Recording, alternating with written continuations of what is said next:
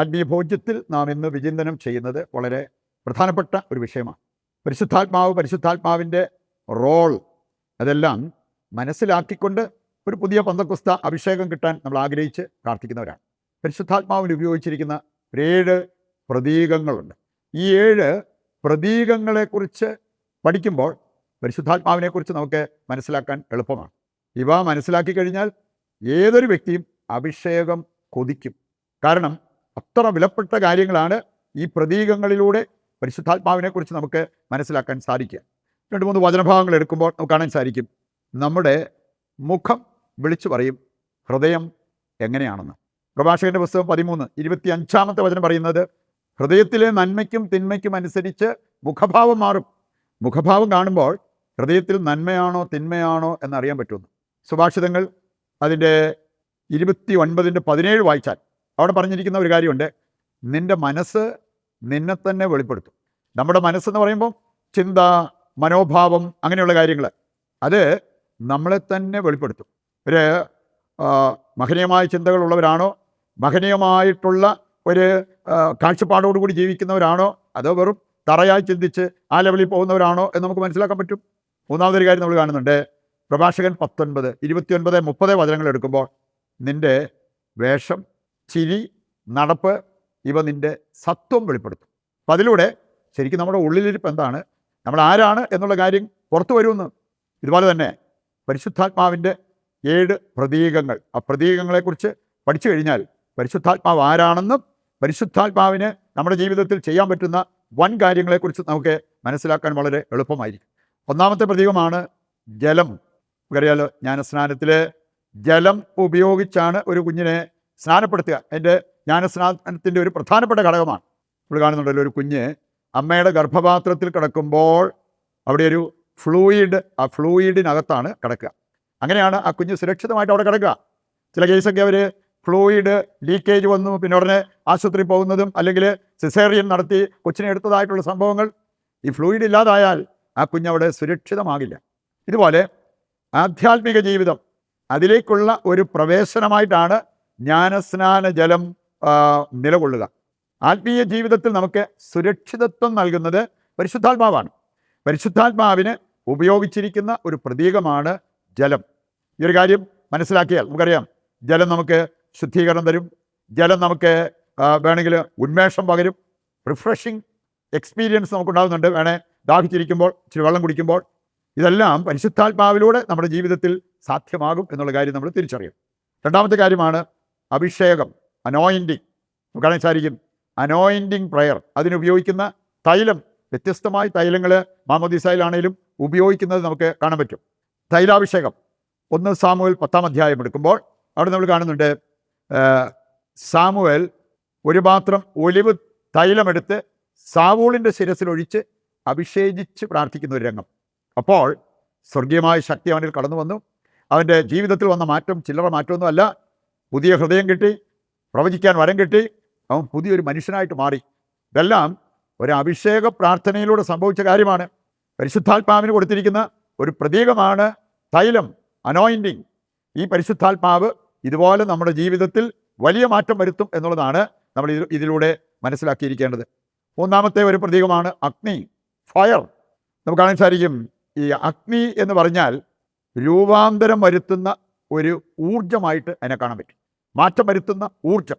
നമ്മളൊരു ഇരുമ്പ് അഗ്നിയിലിട്ട് പഴിപ്പിച്ച് കഴിഞ്ഞാൽ നമുക്കറിയാലോ, അതിന് നമ്മൾ ഉദ്ദേശിക്കുന്ന ഒരു ഷേപ്പ് കൊടുക്കാൻ കുറച്ചുകൂടി എളുപ്പമാകും. ആ ഫ്ലെക്സിബിലിറ്റി അതിനുണ്ടാവും. ആ ഒരു ഊർജം, അഗ്നി അതിലേക്ക് പകർന്ന ഊർജമാണ് ആ ഒരു അവസ്ഥയിലേക്ക് അതിനെ കൊണ്ടുപോയത്. ഏലിയാ പ്രവാചകനെ കുറിച്ച് പറഞ്ഞിരിക്കുന്ന കാര്യം പ്രഭാഷകൻ 48:1 മുതൽ വായിക്കുമ്പോൾ, അവൻ അഗ്നി ഇറക്കിയവനാണ്. പല പ്രാവശ്യം സ്വർഗത്തിൽ നിന്ന് അഗ്നി ഇറക്കിയവൻ, അവൻ്റെ വാക്ക് പന്തം പോലെ ജ്വലിച്ചു എന്നെല്ലാം ഈ അധ്യായത്തിൽ പറഞ്ഞിരിക്കുന്നത് നമുക്ക് കാണാൻ പറ്റും. അപ്പോസ്തല പ്രവർത്തനം 2-ാം അധ്യായത്തിലും തീനാളങ്ങളുടെ രൂപത്തിൽ പരിശുദ്ധാത്മാവ് ഇറങ്ങി വന്ന് അവരിൽ ആവസിച്ചതിനെക്കുറിച്ചും നമുക്ക് കാണാൻ പറ്റും. നാലാമത്തെ പ്രതീകമാണ് മേഘവും പ്രകാശവും, ക്ലൗഡ് ആൻഡ് ലൈറ്റ്. നമ്മൾ കാണുന്നുണ്ട് ഈ 2 കാര്യങ്ങൾ പരിശുദ്ധാത്മാവിൻ്റെ അവിഭാജ്യ ഘടകങ്ങളായിട്ട് നമ്മൾ കാണണം. ക്രിസ്തീയ ജീവിതത്തിൻ്റെ അവിഭാജ്യ ഘടകങ്ങളായിട്ട് നമ്മൾ കാണേണ്ടതാണ് ക്ലൗഡ് ആൻഡ് ലൈറ്റ്, മേഘവും പ്രകാശവും. പുറപ്പാട് 24:15-16 വചനങ്ങൾ എടുക്കുമ്പോൾ അവിടെ നമ്മൾ കാണുന്നുണ്ട് മേഘം, പ്രകാശം എന്നിവ ദൈവത്തെ സൂചിപ്പിക്കുന്ന കാര്യങ്ങളാണ്. ലൂക്ക 9:34, 35 വചനങ്ങൾ രൂപാന്തരീകരണ വേളയിൽ നമ്മൾ കാണുന്നുണ്ട്. അവൻ്റെ മുഖം പ്രകാശിതമായി, വസ്ത്രം വെണ്മയോടെ ശോഭിച്ചു. ഇതെല്ലാം അവൻ്റെ ജീവിതത്തിൽ ഉണ്ടായ കാര്യങ്ങളാണ്. ഇതൊക്കെ പരിശുദ്ധാത്മാവിൻ്റെ പ്രതീകങ്ങളായിട്ട് നൽകപ്പെട്ടിരിക്കുന്ന കാര്യങ്ങളാണ്. അഞ്ചാമത്തേതാണ് മുദ്ര, സീൽ എന്ന് പറയും. യോഹന്നാൻ 6:27 വായിക്കുമ്പോൾ പിതാവായ ദൈവം അംഗീകാര മുദ്ര പതിച്ച ഒരു വ്യക്തിയായിട്ട് യേശുവിനെ എടുത്തു കാണിച്ചിരിക്കുന്നത് കാണാൻ പറ്റും. 2 കൊരിന്തോസ് 1:22 വചനം എടുക്കുമ്പോൾ അവിടുന്ന് നമ്മിൽ തൻ്റെ മുദ്ര പതിക്കുകയും അച്ചാരമായിട്ട് ആത്മാവിനെ നൽകുകയും ചെയ്തിരിക്കുന്നു. രക്ഷയുടെ ദിനത്തിനു വേണ്ടി മുദ്ര ചെയ്യപ്പെട്ടവരാണ് നമ്മൾ പരിശുദ്ധാത്മാവിലൂടെ. പരിശുദ്ധാത്മാവിൻ്റെ ഒരു പ്രതീകമായിട്ടാണ് ഈ മുദ്ര, സീൽ എടുത്തു കാണിച്ചിരിക്കുന്നത്. മാമോദീസ, സ്ഥൈര്യലേപനം, അതുപോലെ തന്നെ തിരുപ്പട്ടം, ഈ 3 കൂദാശകളിലും ഈ ഒരു സീൽ ദൈവം പതിക്കുന്നത് കാണാൻ പറ്റും. ഇംഗ്ലീഷിൽ അതിന് ഇൻഡെലിബിൾ ക്യാരക്ടർ, തുടച്ചാൽ മായുന്നതല്ല ഈ സീൽ എന്നാണ് പറഞ്ഞിരിക്കുന്നത്. 6ാമത്തെ കാര്യമാണ് കരം, അതുപോലെ തന്നെ വിരൽ, hand of God, finger of God. ഇതെല്ലാം പരിശുദ്ധാത്മാവിൻ്റെ പ്രതീകങ്ങളാണ്.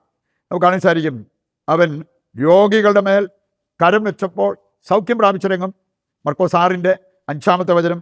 അതുപോലെ തന്നെ വിരൽ കൊണ്ട് കൽപ്പനകൾ എഴുതിയതായിട്ട് പുറപ്പാട് 31 വായിക്കുമ്പോൾ അതിൻ്റെ 18 വചനത്തിൽ നമ്മൾ കാണുന്നു. വിരൽ, കരം, ഇതെല്ലാം പരിശുദ്ധാത്മാവിൻ്റെ പ്രതീകങ്ങളായിട്ട് നമുക്ക് കാണാൻ പറ്റുന്ന കാര്യങ്ങളാണ്. അവസാനത്തെ 7ാമത്തെ പ്രതീകമാണ് പ്രാവ്. വളരെ കോമൺ ആയിട്ട് നമുക്കെല്ലാം നമ്മുടെ ഹൃദയത്തിൽ നിറഞ്ഞു നിൽക്കുന്ന ഒരു പ്രതീകമാണ് പ്രാവ്. ജലപ്രളയത്തിൻ്റെ അവസാനം നോഹ പെട്ടകത്തിൽ നിന്ന് അഴിച്ചുവിട്ടത് പ്രാവിനെ. പ്രാവ് തിരിച്ചു വന്ന് ഒരു ശിഖരവുമായിട്ട് തിരിച്ചു വന്നപ്പോഴാണ് ജനവാസത്തിന് ആ ഭൂമി യോഗ്യമായിരിക്കുന്നു എന്നുള്ളത് അവർക്ക് മനസ്സിലായത്. പ്രാവ്. ഉൽപ്പത്തി 8 മുതൽ 12 വരെയുള്ള വചനം വായിക്കുമ്പോഴാണ് ഈ ഭൂമി ജനവാസത്തിന് യോഗ്യമായി എന്നുള്ളത് അവർക്ക് മനസ്സിലാക്കാൻ പറ്റിയതായിട്ട് അവിടെ പറഞ്ഞിരിക്കുന്നത്. പ്രാവിനെക്കുറിച്ച് ചിന്തിക്കുമ്പോൾ നമുക്കറിയാം, നിഷ്കളങ്കത, വിശ്വസ്തത, ഇതെല്ലാം പ്രാവുമായി ബന്ധപ്പെട്ട കാര്യങ്ങളാണ്.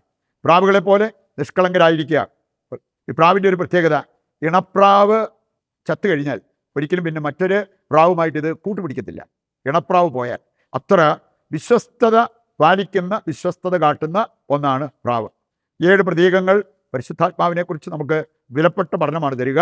അതിൻ്റെ വെളിച്ചത്തിൽ ഒരു പുതിയ പെന്തക്കോസ്ത് അനുഭവം ആഗ്രഹിച്ച് നമുക്ക് പ്രതിഷ്ഠാ ജപത്തിൽ പങ്കുചേർന്ന് പ്രാർത്ഥിക്കാം. പിതാവായ ദൈവമേ, പരിശുദ്ധാത്മാവിനെ വാഗ്ദാനം ചെയ്ത അങ്ങയെ ഞങ്ങൾ ആരാധിക്കുകയും സ്തുതിക്കുകയും ചെയ്യുന്നു. പെന്തക്കോസ്ത് തിരുനാളിനോട് അടുത്തു വരുന്ന ഞങ്ങളെല്ലാവരെയും പരിശുദ്ധാത്മാവിൻ്റെ പുതിയ അഭിഷേകത്തിനായി ഒരുക്കണമേ. അഭിഷേകത്തിന് തടസ്സമാകാവുന്ന സകല കാര്യങ്ങളിൽ നിന്നും ഞങ്ങളെ മോചിപ്പിക്കുകയും വിശ്വാസത്തോടും ദാഹത്തോടും കൂടെ പ്രാർത്ഥിച്ച് അഭിഷേകം പ്രാപിക്കുവാൻ ഞങ്ങളെ സഹായിക്കുകയും ചെയ്യണമേ. ആമേൻ. ഇന്ന് ദൈവകരങ്ങളിൽ ഏൽപ്പിക്കാൻ ആഗ്രഹിക്കുന്ന നമ്മുടെ എല്ലാ പ്രാർത്ഥനാ നിയോഗങ്ങളെയും സമർപ്പിക്കാം. താഴ്ന്ന സ്വരത്തിൽ കർത്താവിനെ സ്തുതിച്ചുകൊണ്ട് ദിവ്യകാരുണ്യത്തിൻ്റെ ആശീർവാദം സ്വീകരിക്കുവാൻ നമുക്ക് ഒരുങ്ങുകയും ചെയ്യാം. യേശുവേ നന്ദി, ഹല്ലേലൂയ. പിതാവായ ദൈവമേ, ഞങ്ങളങ്ങയെ സ്തുതിക്കുന്നു. അവിടുത്തെ വാഗ്ദാനം ഞങ്ങളിൽ നിറവേറ്റണമേ എന്ന് ഞങ്ങൾ പ്രാർത്ഥിക്കുന്നു. ഞങ്ങളുടെ എല്ലാ ആവശ്യങ്ങളിലും അങ്ങ് ഇറങ്ങി പ്രവർത്തിച്ച് ഞങ്ങളുടെ എല്ലാ ആഗ്രഹങ്ങളും അങ്ങ് സാധിച്ചു തരണമേ. യേശുവേ നന്ദി, യേശുവേ സ്തുതി.